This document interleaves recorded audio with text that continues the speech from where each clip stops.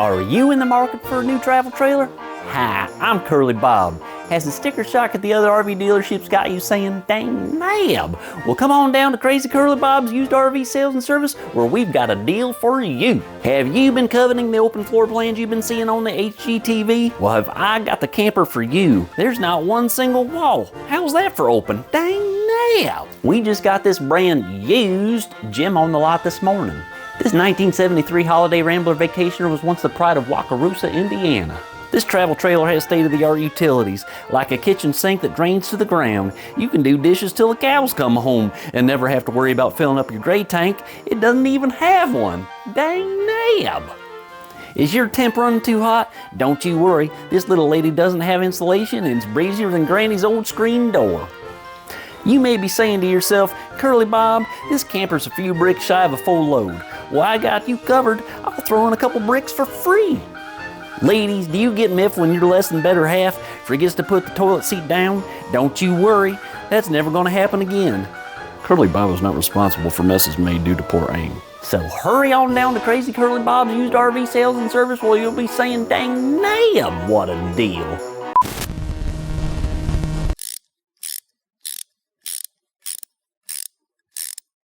Hey everybody, welcome back to the channel. We're looking forward to getting started on some projects this spring, including the Econoline camper van, but we are fortunately out of the shop this week. It's spring break. We've got 3 of the 4 kids back here with us, and we're headed down south right now. We're just north of Nashville and getting ready to go to our first Buc-ee's, so that should be interesting. If you missed it, last week we put out a video doing the entire renovation of the Holiday Rambler travel trailer, and it goes start to finish. Everything that we did, we wrapped up a few additional projects in that video, so if you haven't seen that, check it out. But we did mention that we were going to do a video soon that was all of the costs that went into that. So since we can't be in the workshop this week, we thought that this might be a good chance to do that video for you guys. Like we did when we wrapped up Harvey, we are going to break this down by category and kind of go through the major expenses in each category. And even for that one, spoiler alert, we wound up, the total is over $15,000 that went into Harvey.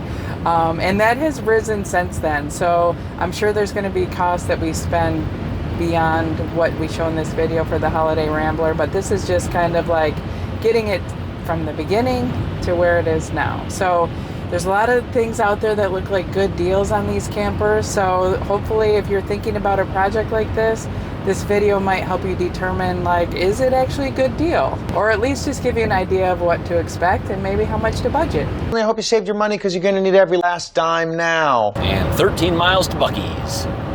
Here we go. This camper was initially listed on Facebook Marketplace for $1,000 of best offer. After seeing it, we offered $500, which we thought was a fair price. However, based on the excitement of the seller when we offered that, we probably could have gotten it for a lot less. Anyway, for $500, this beauty was all ours. Here we are, day 2, still driving. We survived our first Buc-ee's trip yesterday. It's everything everyone says it is.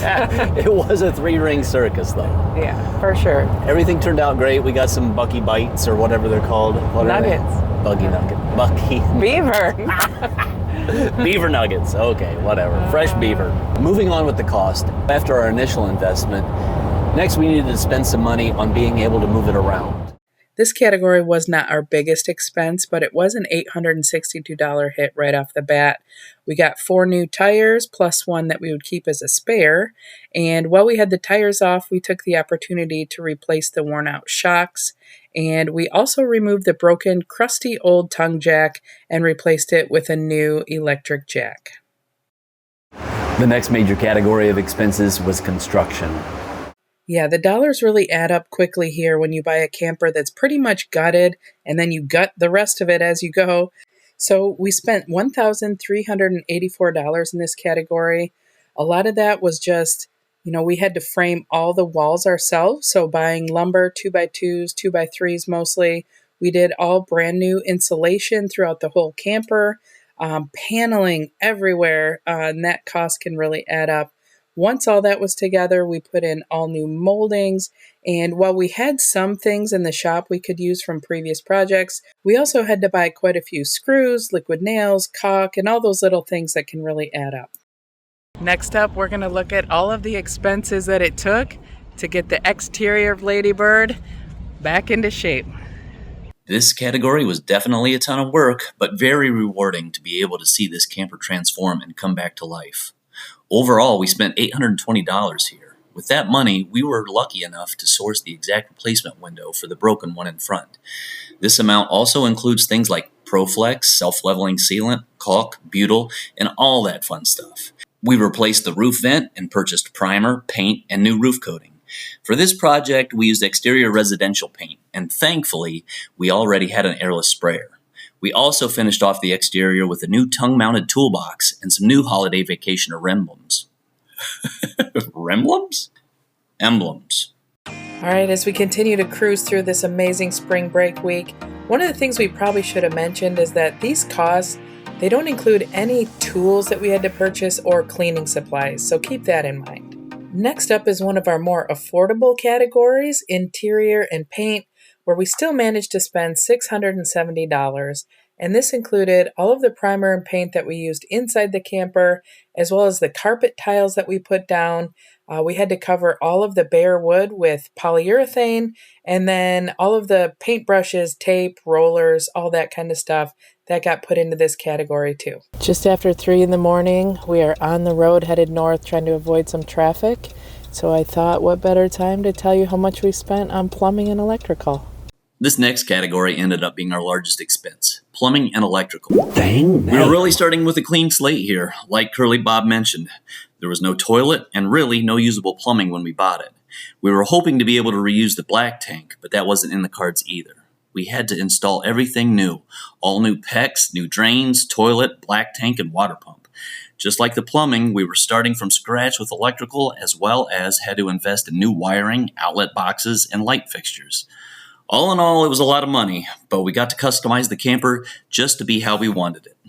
Before we jump into the next couple of categories, which are doozies, we wanted to take a quick minute to thank all of you who have subscribed to our channel and have followed our progress for years now. We really appreciate you and wouldn't be able to do these projects without you and your support. While the last category was our highest amount, this one's a close second, spending $2,070 on furniture and decor. We were lucky enough to find this RV couch that actually folds into a bed in an online auction and save some money there. It was around $300.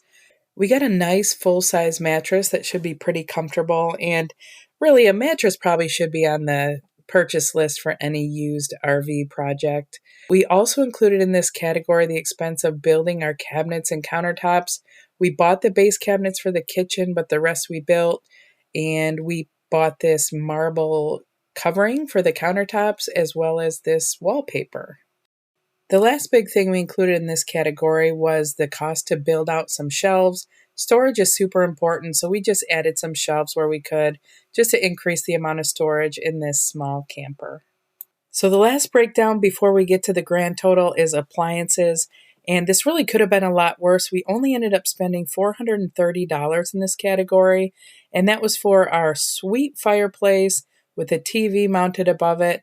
We got this induction burner as our cooktop. We bought a new water heater for the camper and purchased a microwave. And the reason we were only spending $430 is we had some appliances donated. So you might have noticed that our bathroom's not a wet bath. So we have this propane shower from Bouge RV that was donated to us. We're very appreciative. We also got this amazing portable power station from All Powers. And this is going to let us run the RV power even when we're not at a campground. We can plug it straight into this outlet here on this unit, which is going to be amazing. We also received this Iceco refrigerator freezer, which is just perfect for this camper. It fits in the kitchen, awesome, and we're really excited to have it along for our camping trips. We also partnered with Fagati for this rooftop air conditioner. It's the InstaCool. It works great, it's low profile, and saved us some money. All right, guys, we've gone through all the amounts that we've spent in each category, and if you haven't been doing the mental math, it's time for the grand total. But before we get to that, if you like how Ladybird turned out, or you were mildly entertained by this video, please consider giving us a thumbs up. We really appreciate it. So, the grand total... Time for the drum roll. $8,959. Dang nab. Dang nab. Dang nab. Dang nab. Dang nab. Dang nab. Dang nab. Dang nab. Dang nab. Dang nab. Dang nab.